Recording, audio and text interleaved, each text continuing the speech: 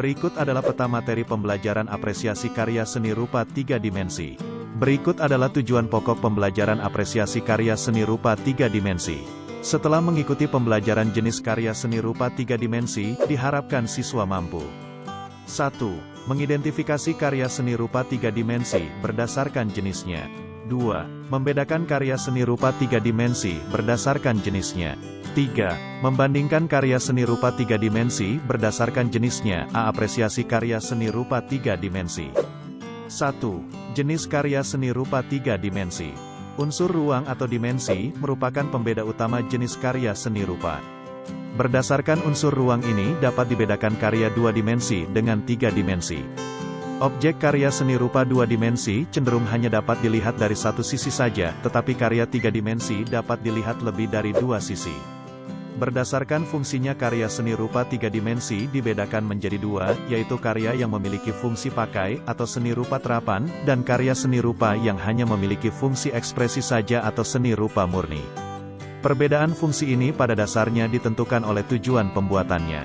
Karya seni rupa sebagai benda pakai yang memiliki fungsi praktis dibuat dengan pertimbangan fungsinya.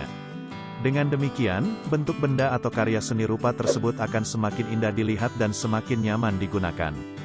Contoh, mobil yang kita tumpangi, kursi yang kita duduki, handphone, dan banyak benda kebutuhan sehari-hari adalah juga karya seni rupa 3 dimensi. 2. Simbol dalam karya seni rupa 3 dimensi. Simbol merupakan lambang yang mengandung makna atau arti. Kata simbol dalam bahasa Inggris, simbol, sedangkan dalam bahasa Latin adalah symbolium, berasal dari bahasa Yunani symbolon atau simbalo, yang berarti menarik kesimpulan, bermakna atau memberi kesan. Secara konseptual, kata simbol ini memiliki beberapa pengertian sebagai berikut. 1. Simbol berarti sesuatu yang biasanya merupakan tanda, yang kelihatan yang menggantikan gagasan atau objek tertentu. 2. Simbol berarti kata, tanda, atau isyarat yang digunakan untuk mewakili sesuatu yang lain. 3. Apa saja yang diberikan arti dengan persetujuan umum dan atau dengan kesepakatan atau kebiasaan. Misalnya, lampu lalu lintas dan lain-lain.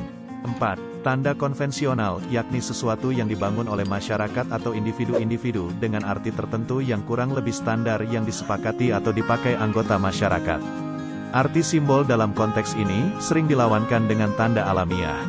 Salah satu unsur seni rupa yang sering digunakan perupa untuk menyimbolkan atau melambangkan sesuatu adalah unsur warna. Misalnya warna merah digunakan untuk menyimbolkan keberanian, putih untuk menyimbolkan kesucian, hijau untuk menyimbolkan kesuburan dan sebagainya. Demikian pula objek pada karya seni rupa 3 dimensi. Objek-objek tertentu kerap digunakan sebagai simbol sesuatu. Patung katak sebagai simbol pemanggil hujan. Patung kuda sebagai simbol kegagahan, keledai melambangkan kebodohan dan lain sebagainya. Di antara karya seni rupa 3 dimensi yang dapat memiliki makna dan simbol tertentu adalah patung, tugu dan monumen. Kebiasaan untuk membuat karya seni rupa 3 dimensi yang melambangkan atau menyimbolkan sesuatu sudah dilakukan orang sejak zaman dahulu. Karya seni rupa 3 dimensi ini terbuat dari berbagai material seperti kayu, batu, logam, dan sebagainya. Karya-karya seni rupa ini dibuat untuk memperingati tokoh, peristiwa penting atau untuk menandai tempat-tempat bersejarah, serta tokoh orang yang berjasa atau yang dihormati oleh masyarakat. Patung itu menjadi simbol ketokohannya melambangkan kekuatan, kepahlawanan, dan perjuangannya. Banyak tokoh orang yang berjasa di negara kita.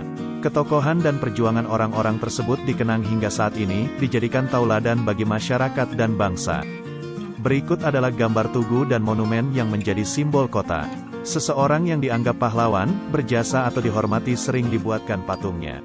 Patung itu menjadi simbol kekuatan, kepahlawanan, dan perjuangannya. Kebiasaan untuk membuat tokoh orang yang berjasa atau dihormati ini dilakukan oleh hampir semua suku bangsa di dunia. Patung-patung ini ditempatkan di ruang-ruang publik untuk diapresiasi tidak hanya keindahan atau keunikan bentuknya saja, tetapi juga untuk mengenang jasa dari para tokoh tersebut. Berikut adalah contoh patung tokoh pahlawan yang berada di Museum Keprajuritan TMII Jakarta. Karya seni rupa 3 dimensi memiliki unsur-unsur rupa, warna, garis, bidang, bentuk, dan sebagainya seperti halnya karya seni rupa 2 dimensi. Unsur-unsur rupa ini digunakan selain untuk memperindah bentuknya dapat saja memiliki makna simbolik. Kesan garis tebal, garis tipis, garis lurus, garis lengkung memiliki makna simbolik yang berbeda-beda. Warna merah, hitam, putih dan sebagainya juga memiliki makna simbolik yang berbeda-beda. Makna-makna simbolik ini mungkin saja berbeda antara satu daerah dengan daerah lainnya. Sebagai contoh, warna hitam seringkali digunakan sebagai lambang duka cita, tetapi suku bangsa tertentu menggunakan warna kuning atau putih sebagai lambang berduka cita. 3. Nilai estetis karya seni rupa 3 dimensi. Mempelajari seni tidak terlepas dari persoalan estetika dan keindahan. Estetika identik dengan seni dan keindahan. Pendapat ini tidak salah, tetapi tidak sepenuhnya tepat. Perkembangan konsep dan bentuk karya seni, menyebabkan pembicaraan tentang estetika tidak lagi semata-mata merujuk pada karya seni yang indah dan sedap dipandang mata.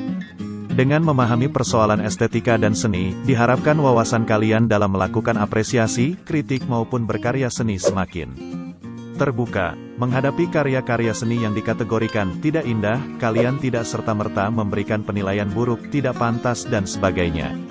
Sebagai seorang pelajar seharusnya kamu lebih bijaksana untuk melihat latar belakang di balik penciptaan sebuah karya seni, mencari nilai keindahan dan kebaikan yang tersembunyi dari karya tersebut.